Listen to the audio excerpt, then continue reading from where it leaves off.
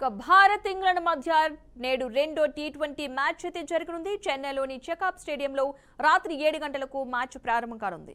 5 T20 మ్యాచ్ల series లో ఇప్పటికే ఇండియా అయితే 1-0 ఆధిక్యతతో ఉంది. 7 వికెట్ల తేడాతో కోల్కతాలో జరిగిన మ్యాచ్ లో భారీ విజయాన్ని ఇండియా సాధించింది.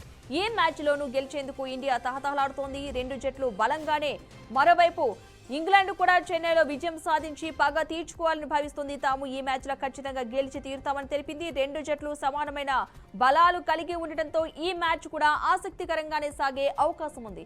ఉత్కంఠభరితంగా సాగే ఈ మ్యాచ్ లో గెలుపు ఎవరిది అన్న అంచనాలపై ఇప్పటి నుంచే జోరుగా బెట్టింగ్లు కూడా మొదలయ్యాయి.